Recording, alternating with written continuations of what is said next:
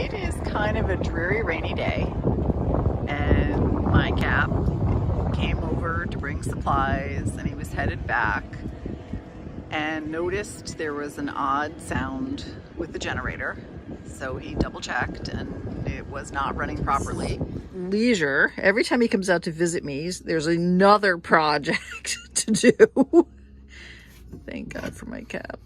Yeah, I see. What is that? The impeller is... That is, I have to say this with a low voice because... I can't post that.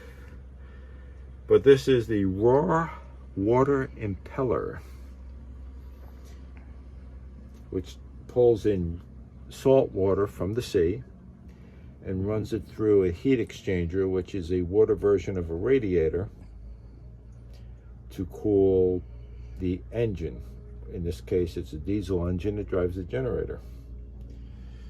And in a few minutes, I will open it up and we'll see what is left of it, but I should not be able to turn it this easily. Okay. There should be a lot of resistance there. And I'm looking at it and thinking, that looks perfectly fine. So how does he know that that's broken? So, give me a few minutes. I'll open this up and we'll get a look at the impeller.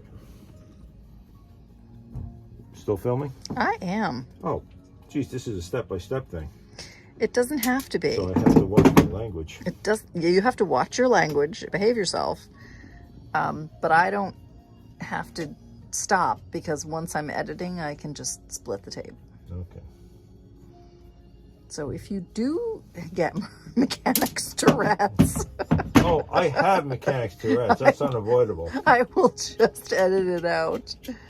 I didn't used to when I was younger. I know. I was eminently patient and expected things to go awry because that's what happens whenever you work on anything. I don't expect using foul language to get the job fixed anymore. I just have less patience. Oh, dear goodness, look at this. Oh my God, it's got no blades. There's no blades at all. Even I can see that. Now, the problem is, where did all the blades Where are go? the blades? I got a couple in here.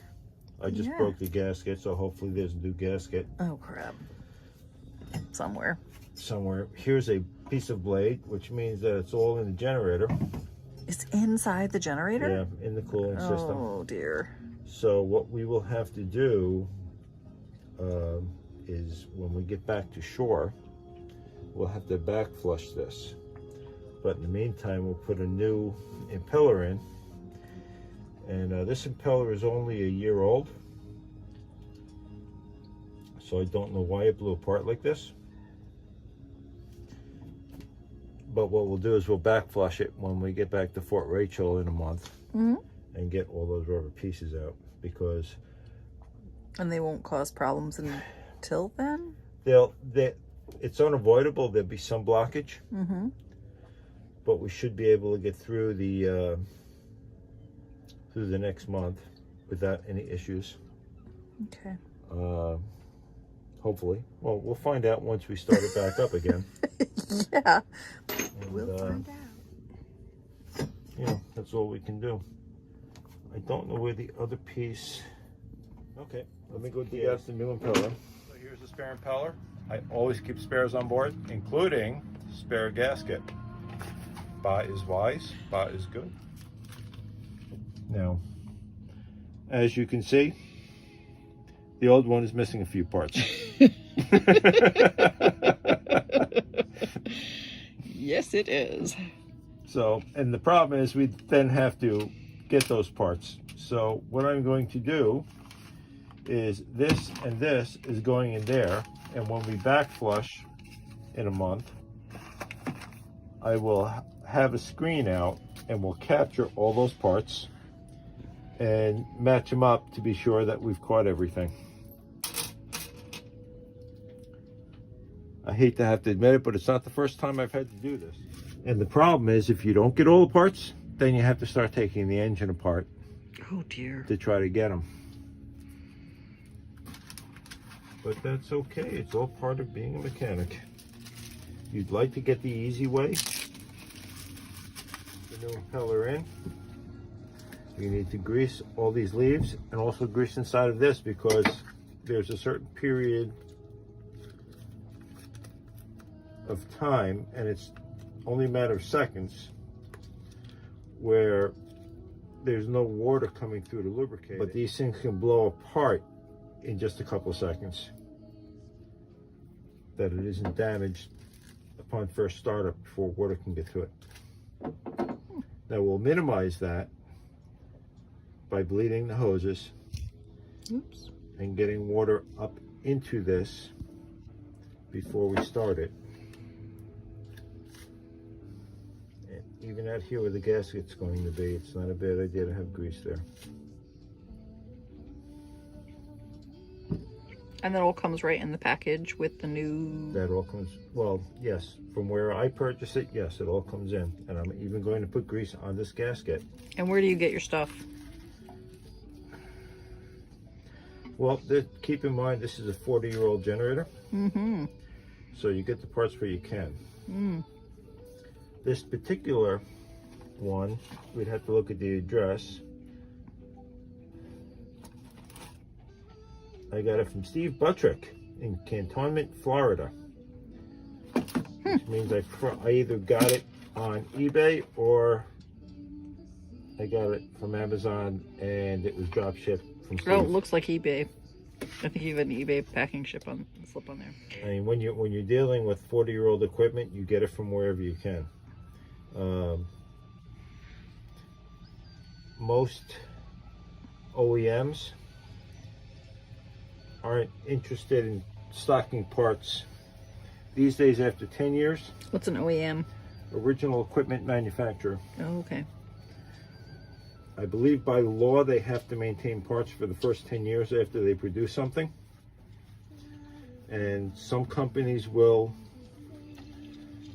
find it's still profitable even after 20, 30 years, but very few manufacturers. It doesn't mean that they're bad. But, you know, they are a business and they have to follow the bottom line. And they'd have to stock way too many parts if they stocked replacements for everything they ever did. It costs money to stock equipment. Yeah, it's a matter. So, as you can see, it does not fit. It does not fit. What you have to do is you have to bend the leaves in. The problem is, you got to know which direction it goes. For a minute and double check the rotation of that engine so I know which way it goes. Okay.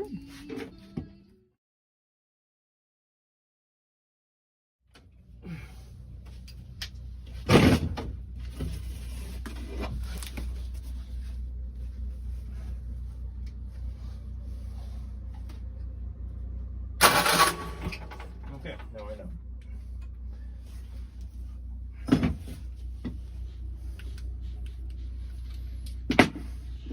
It's going to go that way, which, looking at it this way, is counterclockwise.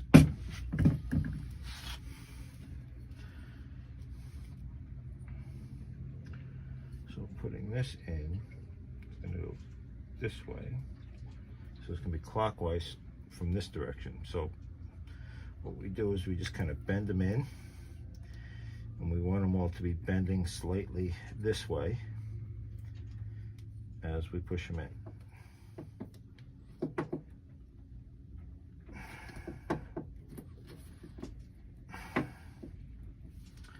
Basically like that.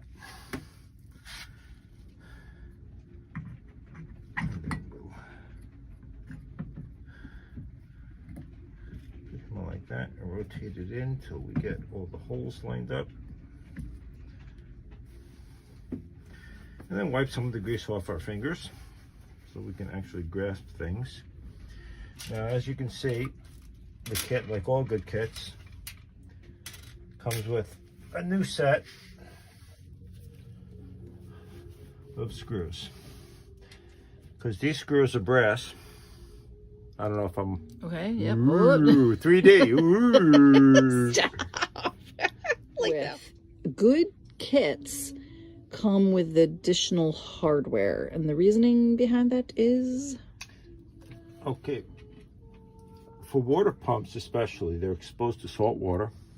These are raw water pumps, so there's salt water pumping through them. There'll be some seepage, And so this casting, it doesn't look it because it was painted, but this is brass.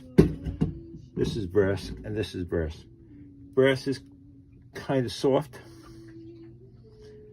So once you use the original screws, it kind of bends the threads a little bit. So a good kit will always have new screws. Buttrick, this is the paper that he sent me. If something's not right, I can help. And he gives you your phone number and email. So this is a really great seller from eBay. I don't know if Steve actually wants me to put all this on YouTube. If not, well, sorry, Steve, for the free advertisement, but that's what you get for being a good seller. So I had ordered 2. I had a spare because I replaced the other one last year. And I will order a few more from him. So this is where we are. I have the impeller in, and just you fit it in, and then I will put the screws in and reinstall it, and we will be good to go. This generator is still too hot to lean on comfortably. So at this point, the only thing new about this generator is the impeller and the fan belt. Leaning against a hot generator. Trying to get screws into these old rusted things. If I had half a brain, I would have put anti-seize paste into the boat tool bag. I have it in my work tool bag. What I'm going to do instead is a stopgap.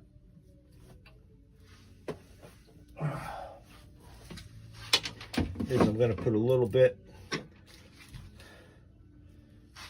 of this low temperature grease on the threads. And this is just to make sure that they don't seize, because once again, this is a salt environment.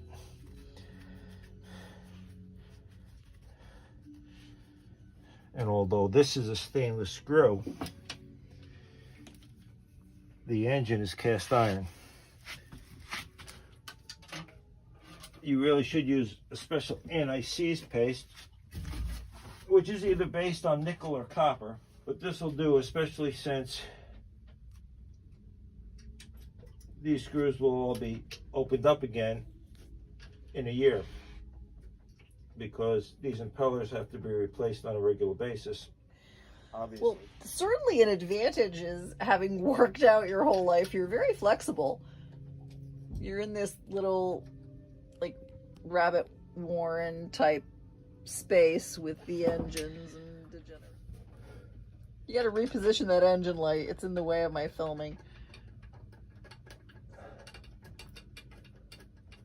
Well, I could just turn off all the engine lights, but the Tourette's would rise exponentially. So it might not be worth the extra 30 hours of editing. Yeah. All right, so I don't know if you can see this. I'm trying, but I don't know. So I'll take the phone from you. So I'm not good at filming. I'm going to go very slowly so people don't get vertigo. You can see this guy right here. That's the fitting for the hose coming from the seawater strainer, which I'm not going to show you because, you know, I'd throw you off your chair moving it. And that's the output right there. I don't even know if I have it. I can't see. There it is right there. Okay, because there's too much light on it, so all you're getting is this brilliant white light. And what I'm going to do is I'm going to hook up this hose right there, and then I'm going to manually turn this pulley until I get water out of there.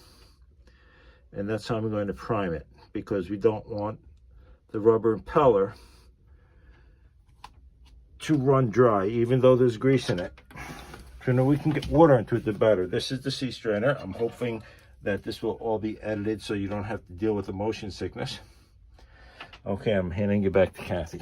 Okay, whoa, yep, too fast. But Too fast. Yeah, no cut worries. that part off. No worries, got it. Or just, you know, warn people ahead of time in the editing. Close your eyes for a second. Yep.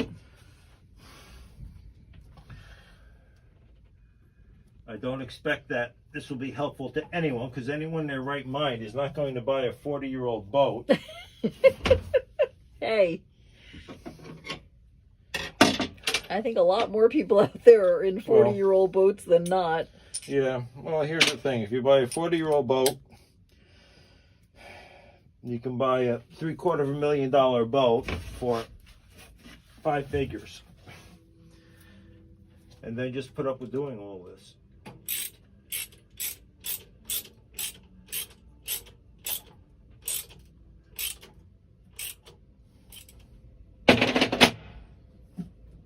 Okay, that side's on, so now we're going to release the sea and let it into the boat.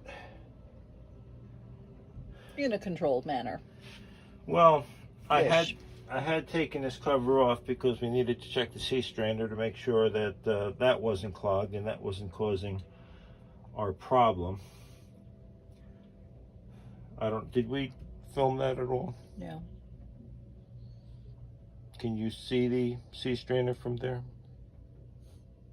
That's it right there.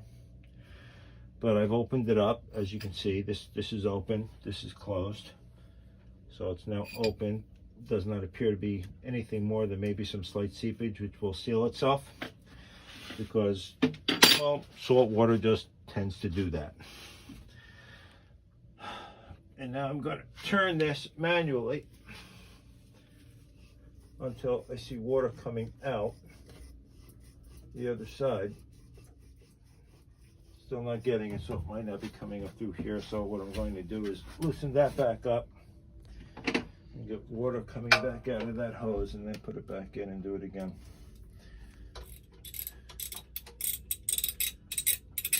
This is not a great spot for a water pump for raw water. It should be much lower. It should be down around the base plate. The closer to the sea you are, the easier it is to prime it.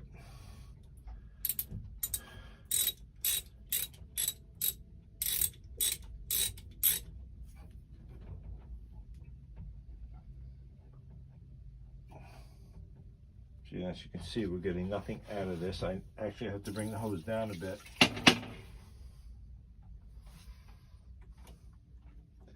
And in dropping that down, a whole big glob of something came out of it. So we may indeed have had a clog in that, and that's what blew apart our impeller, because the impeller should last longer than a year. Normally when an impeller blows apart, it's because you've had something keeping the water from getting to it. I'm glad to show that.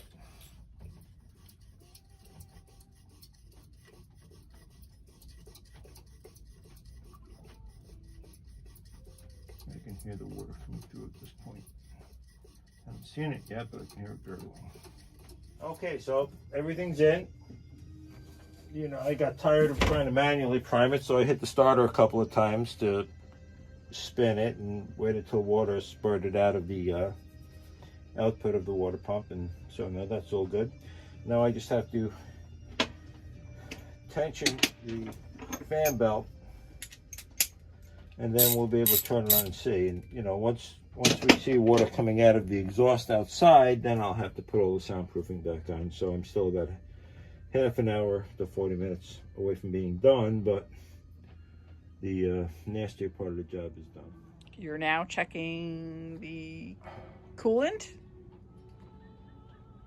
You know, did you say start, or I don't know, what do they do in the movies? They say cut, and they say, I forget what they action. Say. Action. You didn't say action. Action. So how do I even know that? Action. You know, it's not like you're doing action. This. It's not the 1920s anymore. Action. Okay, so everything's in, and I need to start it to see if water's coming out through the exhaust, because that's how these things work. The raw water comes through, cools the coolant through the heat exchanger, and then goes out through the exhaust, which also cools the exhaust enough so that it doesn't melt the fiberglass in the boat as it's leaving the boat. Since it overheated, I have to check the coolant level, because when we lost the raw water, obviously the coolant would have overheated, and the pressure relief valve in the radiator cap would have gone, just like in any car. So that's what I'm going to do now. I'm going to top off the coolant, and then we'll start it, make sure water's coming through the exhaust, and then I'll button everything up. Back to work. Okay. So, you know, you can charge up and not miss a minute of me. Yeah, I don't want to miss a minute of you, 'Cause, baby. you know, as we both know, I'm the one who drives views. I've noticed. Two videos over 100, and both of them have me in it. Mm-hmm. So we have to satisfy my fan base. Personally, I think it's the pink readers. I think it The hot probably. pink readers. I think it probably is the hot pink readers. Watch this. Watch this. We'll check the views. As soon as I take these off, watch the views will just drop off to nothing. Oh my gosh. Oh, back up again. How we doing, Cap? All done. Yay!